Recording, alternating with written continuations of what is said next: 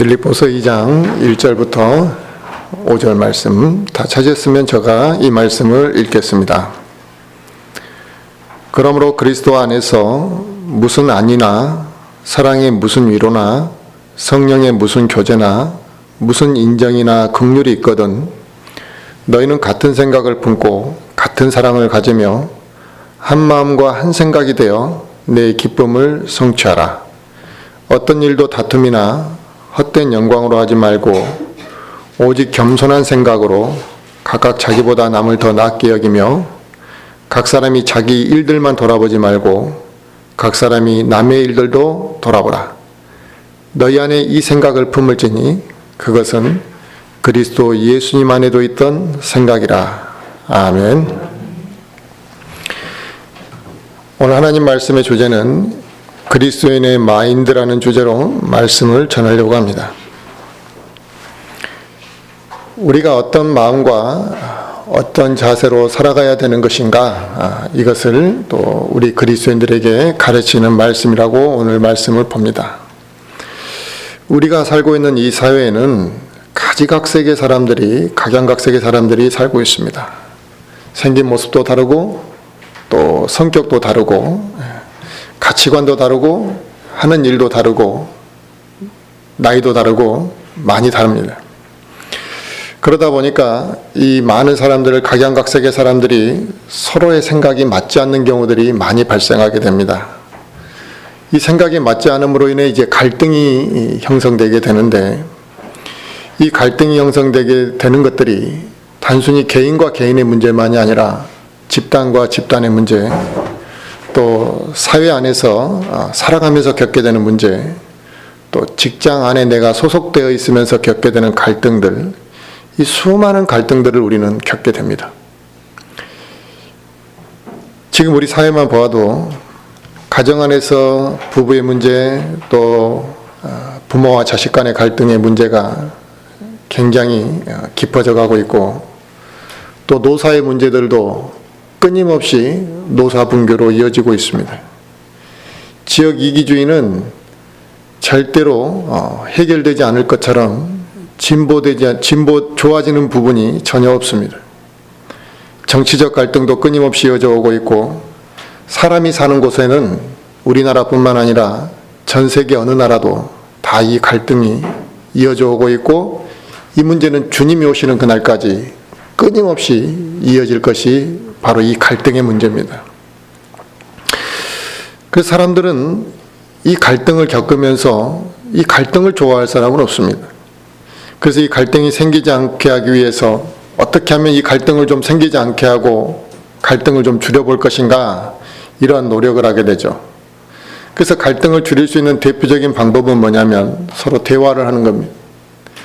대화를 해서 서로를 이해하고 또 내가 저 사람에게 무엇인가를 맞춰줄 수 있는 부분을 찾는 것이 이 갈등의 문제를 해결할 수 있는 부분이죠. 그래서 부부 사이에서도 대화를 자주 하지 않는 부분은 이 갈등의 골이 깊습니다. 그리고 소통이 안 됨으로 인해 이 부부 관계가 단절되는 경우들도 생깁니다.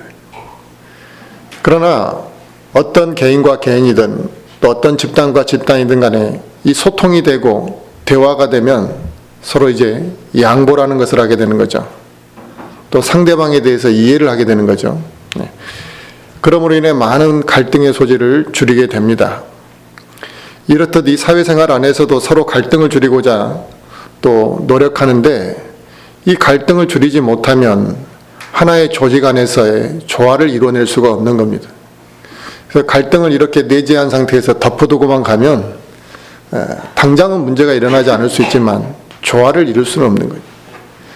부부라는 것이 일부 다처제가 아닌 이상 남자와 여자 단 둘이서 그 모든 관계를 이어갑니다. 근데 두 사람의 관계도 갈등을 해소하지 못하고 갈등을 덮어놓고 있다면 그 갈등의 문제가 언젠가는 폭발하게 될 거라는 겁니다. 이렇듯 조화를 이루기 위해서 우리는 이 갈등의 문제를 덮어놓고만 갈 수가 없습니다. 그래서 자기가 맡은 역할과 또 상대방이 맡은 역할이 서로 불협화음을 일으키고 마찰을 일으키지 않도록 이 두 개의 톱니바퀴가 서로 이가 딱 들어맞아서 잘 맞춰서 돌아가듯이 이렇게 우리는 조화를 이루는 것이 필요하다 이겁니다. 이 세상 사회의 모습도 조화를 이루는 것을 매우 중요하게 생각하고 서로가 조화를 이루기 위해서 노력하고 있습니다. 그렇다면 교회는 어떻겠느냐 이거죠. 교회는 사회보다 기능적인 면과 능력의 면, 또 효율의 면에서 객관적으로 보면 힘이 많이 떨어지는 것은 사실입니다. 그러나 교회는 반드시 이 갈등의 소지를 줄이고 세상에 믿지 않는 사람들보다 더 갈등이 없어야 되고 더 완벽한 조화를 이루어야 되는 것이 교회라는 사실을 우리는 알아야 됩니다. 교회는 주님의 몸이고 우리는 그 몸을 형성하는 하나하나의 지체들이기 때문에 이게 단순히 서로 만나는 것의 문제가 아니라 조화를 이루어야 되고 섬세하게 조화를 이루어야 되는 것이 이 교회에 해야 될 중요한 역할이고 또 교회 안에서 배워야 되는 것이라 이겁니다. 우리의 몸을 보면 겉에서 이렇게 볼 때 팔과 다리의 조화가 이루어지지 않으면 이게 어떻게 사람의 구실을 할 수 있겠습니까? 몸 곁에 보이는 이 몸도 조화를 이루어야 되는 것처럼 눈에 보이지 않는 작은 세포 하나하나든 더 섬세하게 조화를 이루어야만 합니다. 신비죠, 신비. 보이지 않는 이 몸의 세포들의 조화는 정말 신비스러운 겁니다. 이것들이 조화를 이루고 있기 때문에 몸을 구성하고 있고 우리가 오늘도 정상적인 생활을 하고 있는 겁니다. 바로 교회도 몸 안에 서로 아름다운 조화를 이루어서 이게 세워져 가야 되는 존재가 교회라는 것을 알아야 됩니다. 그런데 교회가 이런 조화를 이루지 못하게 되면 교회는 당연히 모양만 교회일 뿐이지 교회의 역할을 하지 못하게 된다는 사실입니다. 많은 사람들이 교회에 와서 실망을 합니다. 또 교회를 와서 오히려 상처를 받는 경우들이 생깁니다. 그래서 그것들이 그 사람의 그러한 일들이 그 사람이 하나님과 멀어져 버리게 되는 계기들을 주는 경우들을 우리는 종종 보게 됩니다. 한때는 교회를 열심히 나갔는데 지금은 안 나간다는 사람들의 많은 부분들이 교회에 나갔다가 실망했거나 상처를 받은 사람들이 많죠. 우리는 교회 안에서 분명히 사랑을 외치고 또 사랑하자고 이야기하고 사랑을 제일 많이 이야기하는데 왜 우리는 이렇게 서로 사랑하지 못하고 또 한 몸인데도 조화를 이루지 못하고 어려움을 겪고 있는 것이냐 이거죠. 서로가 한 몸이고 예수 그리스도 안에서 우리가 형제 자매라는 것을 아는데 우리가 형제라고 부르고 자매라고 부르지만 표현은 그렇게 하지만 느낌으로는 한 몸처럼 느껴지지 않는 이유가 과연 무엇이냐 이거예요. 서로 있으면 불편한 거죠. 우리는 이 질문에 대해서 고민하지 않을 수 없고 왜 우리는 하나가 되지 못하는가에 대한 이 문제에 대해서 깊이 생각해 보아야 할 것이라 이겁니다. 교회의 성도들이 한 몸된 지체들로서 서로 조화를 이루지 못하는 가장 큰 이유가 바로 다른 데 있는 것이 아닙니다. 교회 안에서 나타나야 될 이 성령의 열매들이 있거든요. 사랑과 온유와 화평과 이런 믿음과 이런 성령의 열매들이 있잖아요. 이러한 성령의 열매들이 우리에게서 나타나지 않고 우리가 영적으로 성장하지 않고 있기 때문에 한 몸으로서의 형성이 되어가지 못하고 느끼지를 못하는 것이라 이겁니다. 우리가 사랑이 단순히 부족해서 그것만의 문제가 아닙니다. 밥을 같이 안 먹고 또 무엇인가 우리가 자주 안 만나고 행사가 부족하고 이래서 그런 게 아니라 이거예요. 오늘 본문 말씀이 우리에게 주시는 의미는 예수 그리스도께서 우리에게 보여주셨던 그 사랑처럼 또 그분이 우리를 위해 이 땅에 오셔서 섬겼던 그 섬김처럼 우리가 서로를 사랑하고 서로 섬기고 그렇게 조화를 이루어서 아름답게 교회를 세워가야 한다는 것을 우리에게 말씀하시는 겁니다. 우리 육신의 부모들도 이 자식들이 있으면 처음에 자식들을 이렇게 키울 때는 세상에서 잘 먹고 잘 살고 안정적인 직장을 얻기 위해서 노력하고 키우지만 자식이 어느 정도 자기 앞가름을 하고 커져 이제 성장하고 나면 부모가 바라는 건 없습니다. 형제들이 서로 좀 우애 있게 지냈으면 좋겠다. 이거 하나예요. 그래서 형제들이 조금이라도 서로 감정이 상해서 서로 불편하고 서로 이렇게 만나지 않거나 불편해지게 되면 그 부모된 사람의 마음은 무척 속상해한다는 것이죠. 그렇다면 우리 하나님 아버지께서도 이 한 몸을 이루는 그리스도인의 지체들, 하나님의 자녀들인 이 그리스도인들이 서로 간에 싸우고 험담하고 헐뜯고 있다면 그 하나님께서 좋아하실 리가 있겠냐 이거죠. 우리가 교회 안에서 서로 상처를 주고 조화를 이루지 못한다면 당연히 하나님께서 심히 슬퍼하실 일이라는 것을 우리는 알아야 됩니다.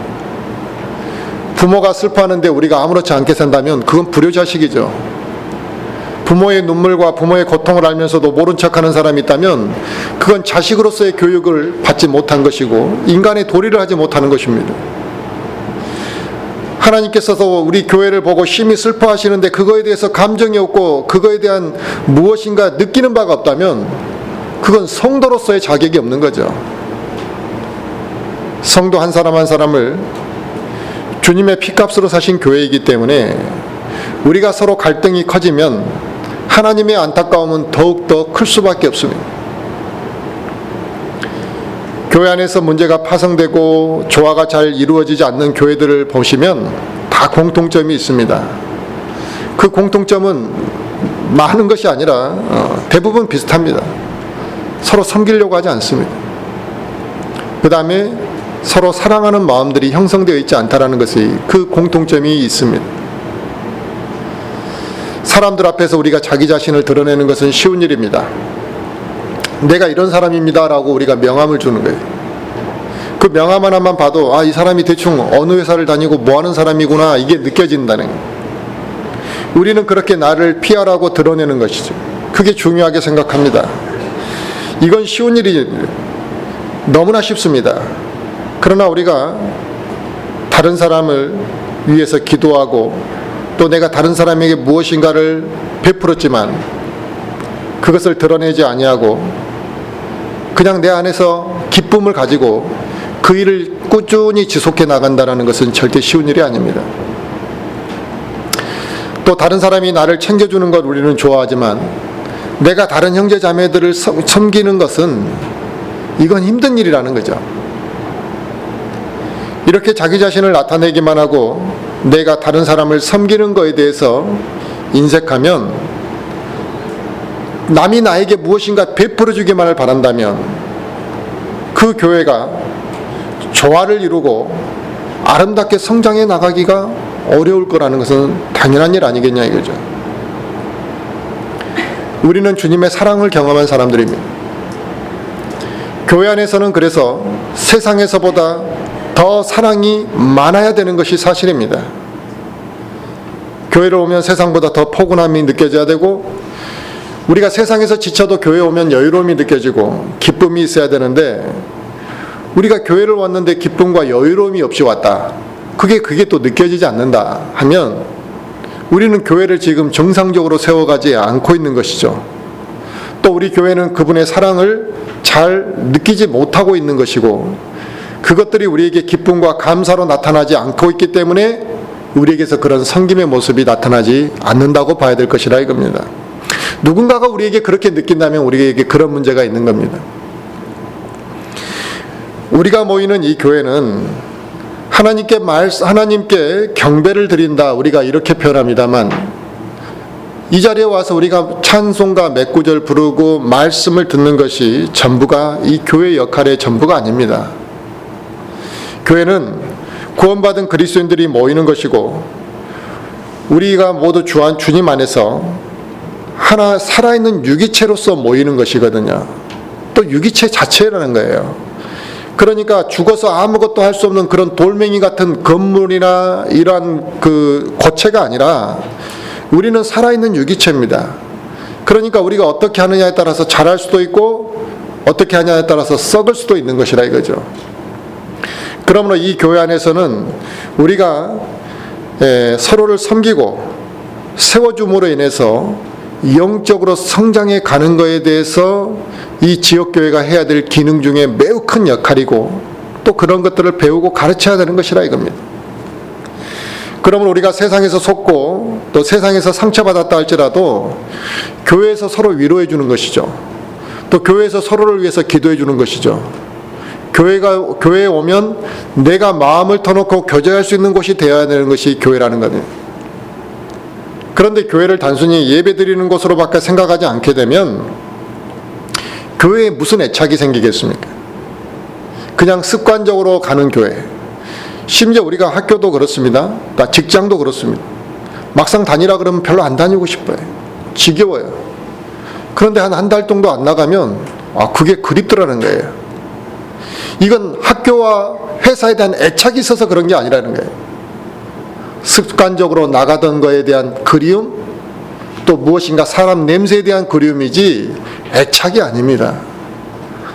내가 교회를 안 나가면 허전한 거, 이건 교회에 대한 애착이 있어서 그런 것이 아니라 습관적으로 교회에 나가는 것들 행위가 단절된 거에 대한 그러한 무엇인가 그리움일 뿐이라는 거죠. 교회를 단순히 예배나 드리는 곳으로 생각하는 사람들에게서 나타나는 현상이고, 그런 사람들은 교회에 대한 애착이 없습니다. 그런 사람들은 교회에 무슨 일이 있든 또 무슨 일이 없든 상관이 없습니다. 아무런 관심도 없습니다. 그게 나에게 무엇인가 영향을 미치는 일에만 관심을 갖게 되는 거죠. 나와 상관이 없으면 관심을 갖지 않는 이러한 시대, 이러한 교인들이 이제는 교회의 멤버가 되고 소속이 되는 것을 부담스러워합니다. 그래서 자기가 교회에 소속되는 것보다는 무엇인가 그냥 예배만 드릴 수 있는 교회를 찾는 이러한 사람들이 얼마나 많습니까? 이런 사람들은 교회에 대한 인식이 잘못된 사람들입니다. 교회가 무엇인지를 몸으로 지식적으로 정확하게 알고 있지 않는 사람들입니다. 그들은 바르게 하나님을 섬기는 자세가 없기 때문에 교회에 봉사해야 되는 것이 부담스러운 것이죠. 자신의 시간을 쓰는 것에 대한 거부감이 있습니다. 구원받은 그리스도인들 가운데서도 육신적인 그리스도인들이 더 많은 것은 사실이라고 봅니다. 저는 헌신된 그리스도인보다 육신적인 그리스도인들이 교회 안에 더 많은 것입니다. 많은 게 현실입니다. 그런데 그들이 대부분 교회가 끝나면 총같이 놀러 가는 데 급급하다 이거. 근데 그들이 교회에 대한 인식이 전혀 없는 건 또 아닙니다. 무엇이냐면 바로 그들에게는 교회에 대한 인식이 제대로 되어 있지 않다는 거예요. 교회가 무엇인지를 정확하게 삶을 통해서 신앙을 통해서 배우지 못했다는 거죠. 그냥 지식적으로 대충 알고 있는 거예요. 사회에서의 어떠한 단체나 이 집단은 이윤을 목적으로 모인다. 이윤을 추구하기 위해서 모이거나 아니면 어떤 목적을 달성하기 위해서 모입니다. 그러니까 그 목적과 만족을 위해서 모이는 거죠. 그러나 교회는 이익을 창출하기 위해서 모이는 곳이 아닙니다. 어떻게 보면 손해를 보게 될 가능성이, 시간도 물질도 많은 것을 손해보게 되는 곳이기도 합니다. 우리는 무엇인가 목적을 달성하기 위해 모인 것이 아닙니다. 100명을 목표로 교회 성도를 채우기 위한 그것이 우리의 목표를 달성하기 위해서 전도하고 무엇인가 그게 목표가 되면 이제 150명이 되면 교회 건축, 이런 목적을 달성하기 위해 모이는 것이 아니라는 겁니다. 그런데 요즘 교회를 나오고 선택하는 데서 사람들이 어떤 선택의 기준을 갖냐면 자기 목적을 이루기 위해서 교회를 나온다는 거예요. 좀 큰 교회 가면 내가 결혼하는데 좀 쉽지 않을까? 내가 무엇인가 좀 큰 교회 가면 내가 직장을 얻는데 좀 도움을 받지 않을 것인가? 내가 비즈니스를 하는데 그런 많은 사람들이 있으면 내가 영업을 하는데 좀 도움이 되지 않을까? 그런 사람들이 의외로 많아졌습니다. 그런 목적으로 교회에 모이게 되면 교회가 어떻게 되겠습니까? 설령 그들이 구원을 받았다 치더라도 그러한 목적을 가지고 교회에 모이게 되면 이 지역교회가 어떻게 되겠냐는 거예요. 자신의 이익을 얻기 위해서 봉사하고 자신의 이익을 위해서 가식적인 행동을 할 거라는 겁니다. 그렇게 되면 자기가 그 모임 안에서 교회 안에서 이익을 얻는 동안에는 즐거워하고 이익을 얻는 동안에는 교회에 봉사도 하겠죠. 열심히 신앙생활도 할 겁니다. 그러나 자기 이익과 배치가 되거나 자기 마음에 맞지 않는 일이 생기면 그 사람이 어떻게 될까요? 교회를 위해서 섬길 마음이 있겠습니까? 그 사람은 그 즉시 교회를 떠나게 될 것이라. 우리 구원받은 그리스도인들이 교회에 모이는 목적은 하나님께서 우리를 구원해 주신 그 은혜에 대한 감사함, 오직 그것이 첫 번째 시발점이 되는 것이죠. 그리고 내가 하나님의 자녀로서 그분을 영화롭게 하고 그분을 경배드리는 것이 당연한 도리라는 인식이 우리 안에 뿌리 깊게 내려져야만 하는 것입니다. 그렇게 되면 교회는 단순히 무엇인가 물질적인 유익을 얻기 위해 또 그것을 바라보고 가는 것이 아니라 세상에서 무엇인가 유익이 있기 때문에 교회 가는 것이 아니라는 겁니다.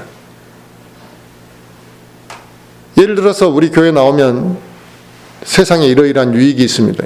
정치인도 있고 또 뭐 지역에 좀 유지들도 있고 이런 능력 있는 사람들이 우리 교회에 많다 이게. 이렇게 전도하는 행위들, 심지어 우리 교회에 오면은 결혼도 좀 하기 쉬울 거라고. 이러한 전도의 행위는 매우 비성경적이고 그렇게 전도의 방향을 세운다면 그건 교회로서의 기능을 하지 않는 겁니다. 그건 가짜 교회입니다.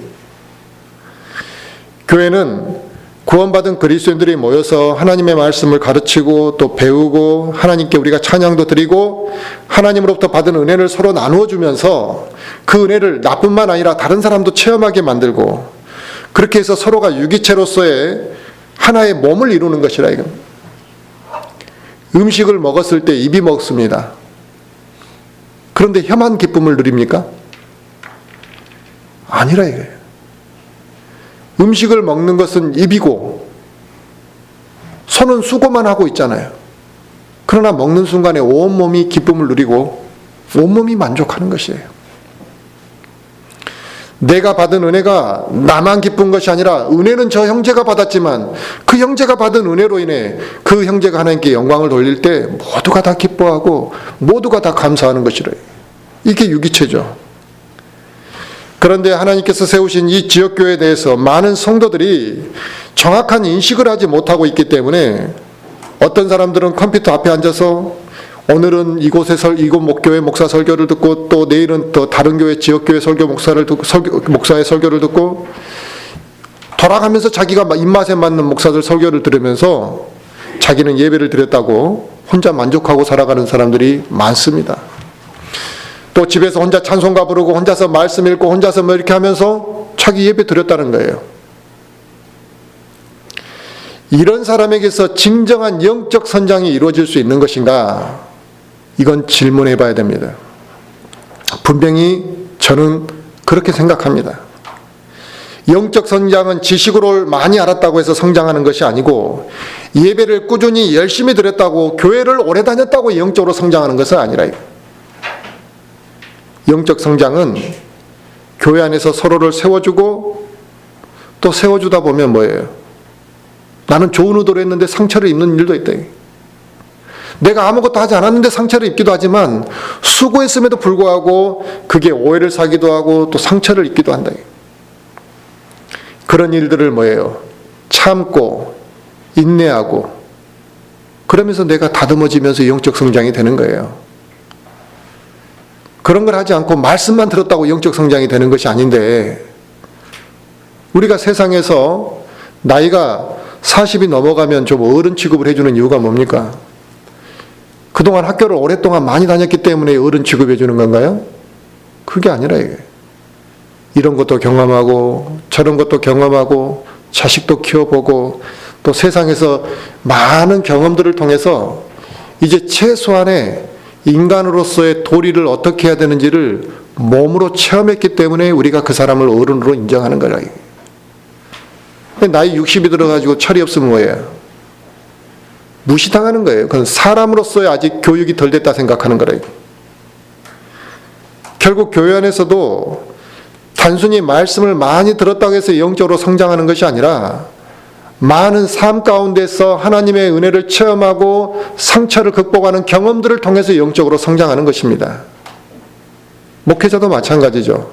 신학교 나왔다 그래서 목사 타이틀을 달았다 해서 그 사람이 목회자로서의 기능을 완전히 수행할 수 있는 것은 아닙니다.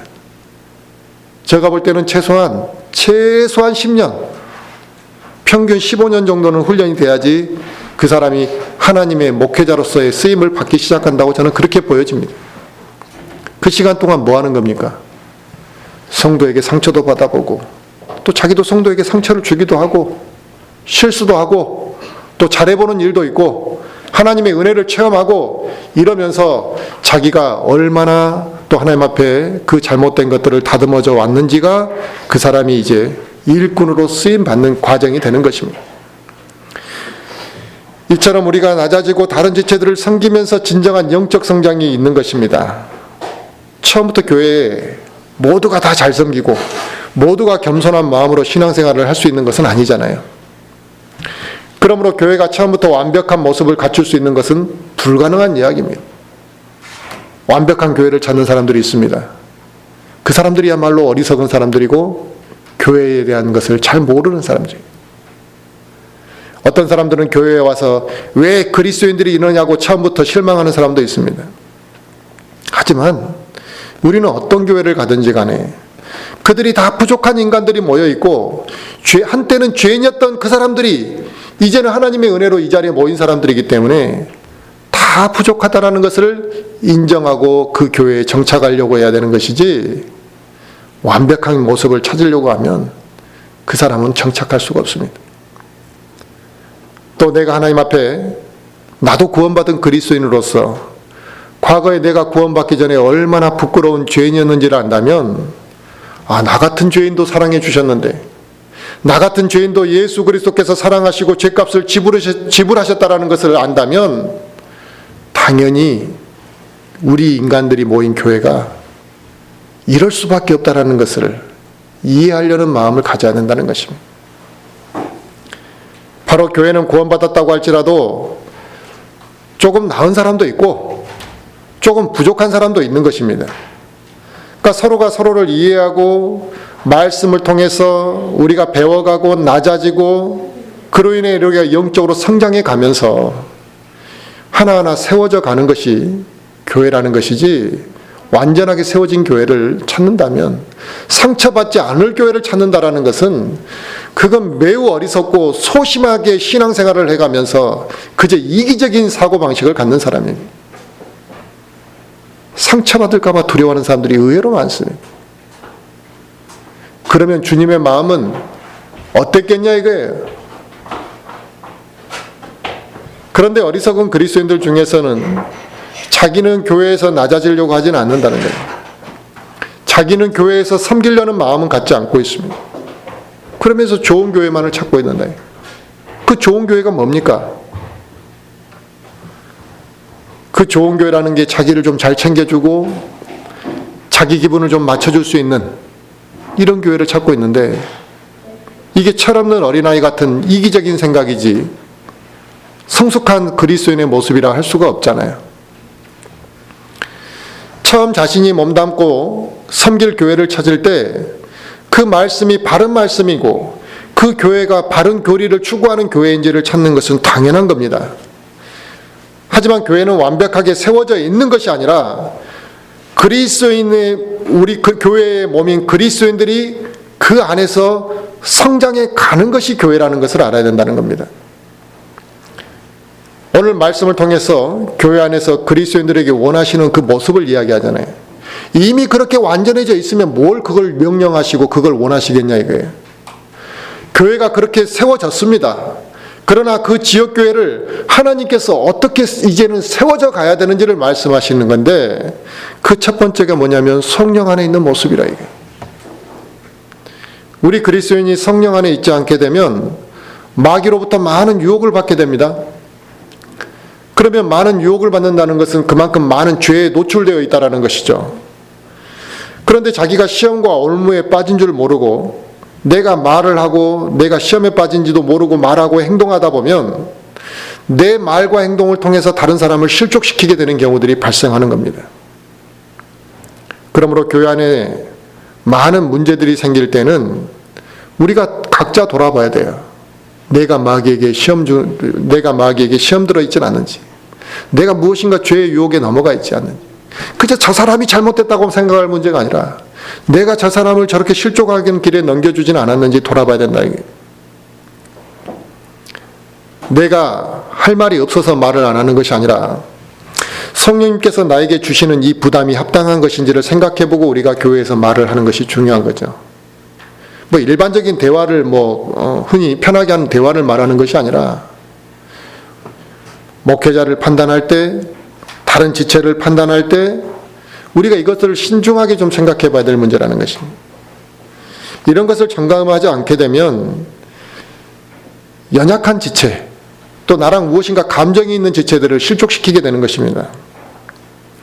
우리 그리스도인의 교제도 이 교제가 성령 안에서 교제할 때 서로에게 은혜가 되고 서로를 세워주고 도움이 되는 것이지, 그렇지 못할 경우에는 오히려 교제가 상대방을 실족시키는 경우들도 많이 발생합니다. 그러므로 교회 안에 있는 모든 문제는 성령 충만하지 못한 데서부터 출발한다는 사실을 우리는 알아야 됩니다. 만일 우리가 육신의 성품을 내려놓고 성령님의 인도하신 가운데서 교회의 모든 일을 하나하나 추구해 나간다면 그 교회가 얼마나 아름답게 성장하겠느냐 이겁니다. 하나님께서 또 교회 성도들에게 원하시는 모습 두 번째는 오늘 그 말씀하신 거죠. 같은 마음을 품어라. 이 로마서 12장 한번 볼까요? 로마서 12장 말씀도 한번 보시겠습니다.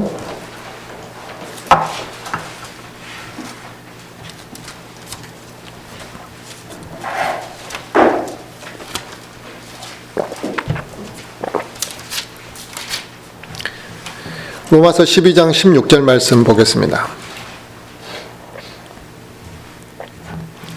서로를 향해 같은 생각을 가지며 높은 것들에 생각을 두지 말고 도리어 낮은 처지의 사람들에게 겸손히 행하며 스스로 지혜 있는 것으로 여기지 말라.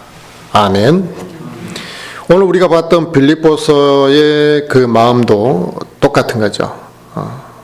빌립보서 오늘 본문 2장 3절에도 뭐라 그랬습니까? 어떤 일도 다툼이나 헛된 영광으로 하지 말고 오직 겸손한 생각으로 각각 자기보다 남을 더 낮게 여기며 그랬습니다.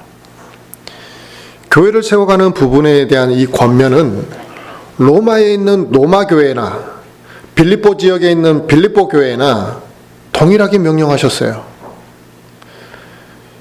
그리스도인은 한 몸이고 지체이기 때문에 어디에 있던 교회든지 간에 이 지역교회 안의 성도들이 동일한 한 마음을 품는 것은 중요한 것입니다.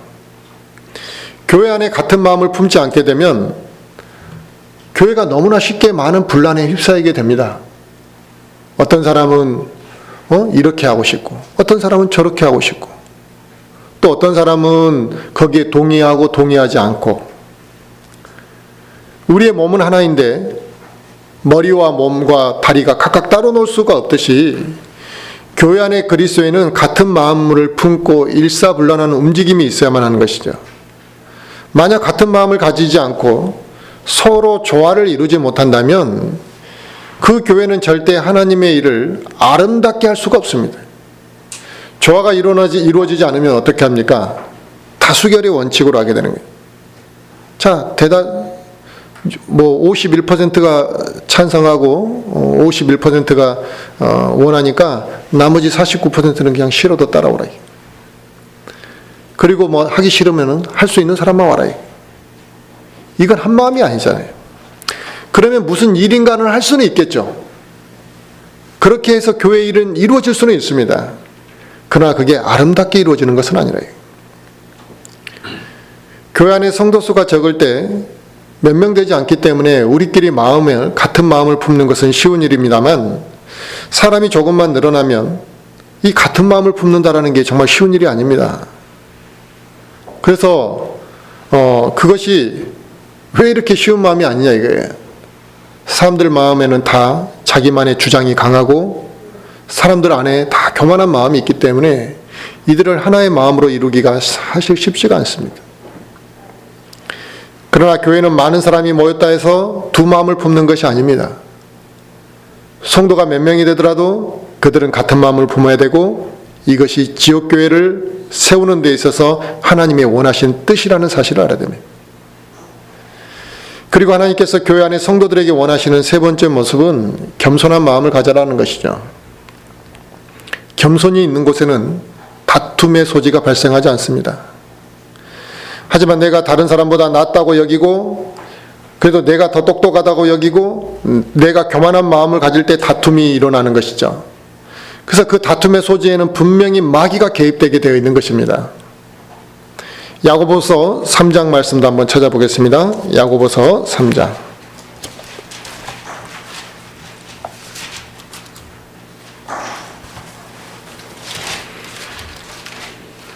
야고보서 3장 14절부터 18절까지의 말씀 한번 보겠습니다. 야고보서 3장 14절부터 읽겠습니다. 그러나 너희 마음속에 독한 시기와 다툼이 있으면 자랑하지 말며 진리를 거슬러 거짓말하지 말라. 이러한 지혜는 위로부터 내려오는 것이 아니요 땅에 속한 것으로 관능적이며 마귀에게 속한 것이니 시기와 다툼이 있는 곳에는 거기에는 혼란과 모든 악한 일이 있느니라. 그러나 위로부터 난 지혜는 첫째 순수하고 다음으로 화평하며 부드럽고 간청을 잘 들어주며 긍휼과 선한 열매로 가득하고 차별이 없고 위선이 없나니 의의 열매는 화평케 하는 자들의 화평 속에서 뿌려졌느니라. 아멘. 이처럼 교회 안에 다툼이 생기지 않게 하기 위해서는 서로 겸손한 마음을 가져야 합니다. 내가 세상에서 저 사람보다 좀 더 뛰어나고 세상에서의 지위가 저 사람보다 더 높을지라도 그리스도 안에서는 겸손하고 서로를 좀 존중하고 서로를 낮게 여기라 이겁니다. 근데 세상에서의 레벨을 가진 그 레벨을 여기서 내가 좀 인정받아야 되겠다 이렇게 하게 되면 그로 인해 교회 안에 틈이 생기게 되는 거죠. 교회 안에 틈이 생기면 그 틈이 다툼을 만들어내는 것입니다. 그래서 교회가 같은 마음을 품기 위해서는 중요한 것이 뭐냐면 이 겸손한 마음과 남을 낮게 여기는 마음이 아니면 조금 전에 말씀드렸던 같은 마음을 품을 수가 없는 거예요. 교만한 사람들끼리 어떻게 같은 마음을 품을 수 있겠습니까? 나쁜 짓을 할 때는 같은 마음을 품을 수 있겠죠. 그러나 성령이 충만한 마음을 품을 때 교만한 사람이 같은 마음을 품을 수는 없습니다. 그래서 에베소서 4장 2절에도 모든 겸손 또 온유와 오래 참음으로 사랑 안에서 서로 참아줘라 이랬습니다. 겸손과 온유와 오래 참음으로 사랑 안에서 서로 참아주는 것이라. 우리가 남에게 인정받는 것이 먼저가 아니라는 거죠. 낮아지고 겸손한 마음이 하나님께서 원하시는 마음이라는, 그게 먼저 돼야 된다는 거예요. 이처럼 우리가 교회 안에서 겸손함으로 지체들을 대할 때 교회 안에 많은 문제들을 안 생기게도 할 수 있지만 문제들을 잠재워 버릴 수가 있는 겁니다. 우리가 어설프고 어리석고 또 성령 충만하지 못하다 보니 문제를 발생시키지 않을 수는 없는 거죠. 근데 이 문제를 해결하고 잠재워 버릴 수 있다면 더 좋은 거라는 거예요. 그런데 지금의 많은 교회 안에 이 부족한 것이 겸손한 마음인 것 같습니다. 교회에 자기 자신이 오래 다녔다는 것 하나만으로 또 세상에서 내가 많은 지식을 가지고 있고 또 물질이 많고 성경 지식이 내가 많다라는 것 하나 때문에 겸손하지 못하는 사람들이 매우 많습니다. 세상 지식이 됐든 또 물질이 됐든 성경 지식이 많다라는 것, 이것이 그거 하나만 가지고 교회를 세울 수 있는 것이 아닙니다. 하지만 하나님께서 교회 안에 그리스도인들에게 바라는 것이 있다면 서로가 좀 겸손한 마음 좀 가지라. 서로를 좀 낮게 여기라. 그게 뭐예요? 섬기는 것입니다. 그게 세워주는 것이라 이거예요. 그래서 갈라디아서 6장 2절의 말씀도 너희는 서로 남의 짐을 지라 이겁니다. 그리하여 그리스도의 법을 성취하라. 예수 그리스도께서 말씀하신 하나의 법, 사랑의 법 안에는 너희는 서로 남의 짐을 좀 지라는 겁니다. 교회 안에서 나만 챙기고 나만 생각하고 우리 가족만 생각하지 말고 다른 지체들도 좀 생각하고 남에 대한 배려도 좀 하고 그렇게 하라는 겁니다. 가난한 지체를 보면 그 사람이 어떻게 먹고 사는지 좀 관심도 가지고, 내가 편안하기 때문에 다른 사람의 고통을 무관심해 하지 말고 다른 지체의 그 고통을 같이 나누려고 하고 관심을 가지라는 겁니다. 돌아보라는 겁니다. 이것이 그리스도께서 우리에게 말씀하신 가르침이죠. 그리고 하나님께서 교회 안의 성도들에게 원하시는 네 번째 모습은 이 사랑입니다. 이 사랑은 그리스도인에게 가장 필요한 핵심적인 요소 중에 하나죠. 사랑이 없으면 무엇을 한다 할지라도 그것이 의미가 없는 것처럼 교회 안에서나 또 교회 밖에서나 충분히 나타나야 될 것이 뭐냐면 사랑이라는 겁니다. 사랑은 상대방의 닫힌 문도 열 수 있습니다. 병들어 있는 마음도 고칠 수 있는 것이 사랑입니다. 그런데 교회 안에서 서로 사랑하지 못한다면 예수 그리스도께서 우리를 위해 죽으신 그 죽으심의 의미와 그분의 사랑과 그 목적을 우리가 잊고 살아가기 때문에 하나님의 사랑을 받은 것으로만 만족하고 살아가기 때문에 나타나는 현상일 것입니다. 우리 몸에 작은 상처만 나도 얼마나 아파합니까? 작은 병만 들어도 우리가 얼마나 힘들어합니까? 바로 그 병을 치료하기 위해서 우리는 몸을 감싸고 우리 몸을 관리합니다. 이처럼 교회 안에 지체 한 사람 한 사람이 한 몸을 이루고 있다는 것을 생각하고 우리가 그들을 기억하고 또 지체들을 사랑하는 마음을 우리가 가져야만 한다는 것이죠. 자, 골로새서 3장 말씀 한번 보겠습니다.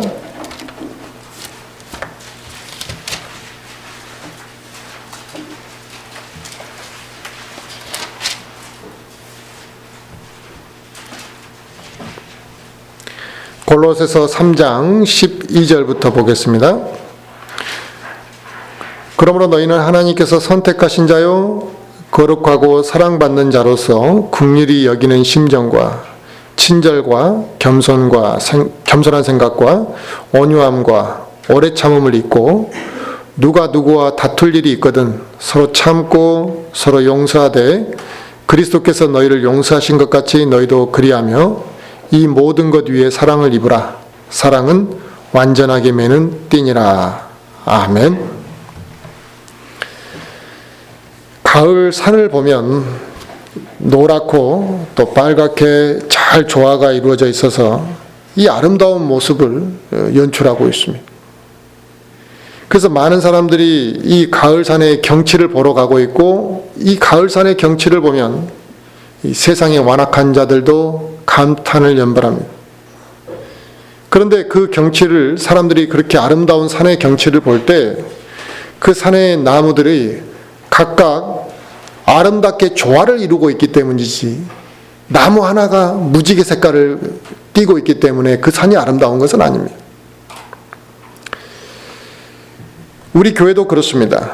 서로가 다른 색깔을 가졌지만 이 다른 색깔을 가진 그리스도인들이 어떻게 조화를 이루느냐에 따라서 그 교회가 아름답게 세워져 갈 수가 있는 것이고 누가 보아도 그 교회가 아름답게 보이는 것입니다.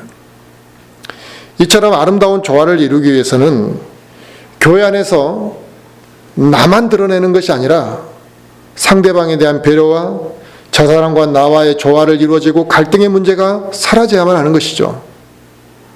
서로가 낮아지고 겸손해지고 서로를 섬기는 것이 교회가 조화를 이루는 데 매우 필요한 것입니다.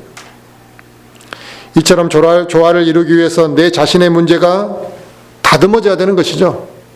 내가 다듬어지지 않으면 저 사람과 어떻게 하나가 되고 조화를 이룰 수 있겠습니까? 또 다른 사람의 부족함이 채워지고 연약한 사람이 세워져야만 하는 것이죠.